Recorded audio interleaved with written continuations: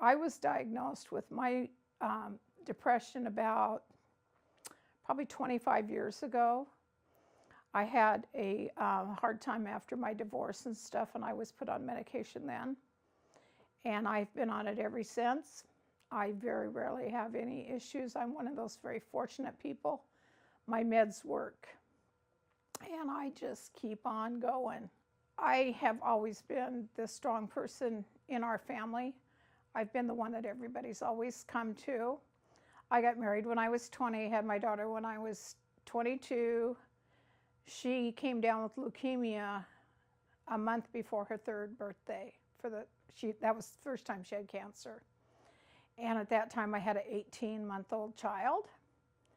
And so for 3 solid years we went back and forth, and I did everything I was supposed to do.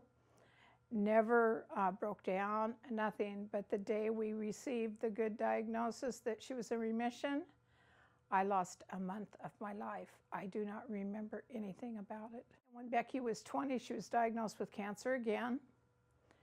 We went through that, and then when she was 30, my son had had some children by then. He had become a meth addict, and his children were taken away. They were in foster care, and then my daughter stepped up and adopted them. And that was almost 15 years ago. So we've been through a lot. The last 3 years have been pretty rough. We had one of our children has become an alcoholic and had some mental health issues. And I tried to help as much as I could, but I found it was affecting my health. And I was not taking care of myself. So I've kind of backed off, and now I'm just the shoulder that listens. And one of the ways I keep myself healthy is I volunteer at NAMI, and I have for, I think, 12 years now.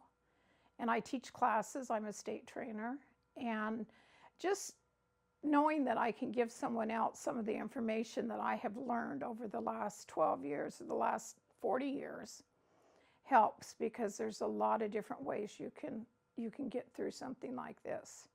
I think that NAMI is probably the best thing a person could find if you're going through a family situation where you have mental health issues, or even a child that has maybe physical disabilities, because there's so much compassion. There's so many people there that will just sit and hold your hand and talk to you. And I think that has become more valuable than anything else that I've ever done.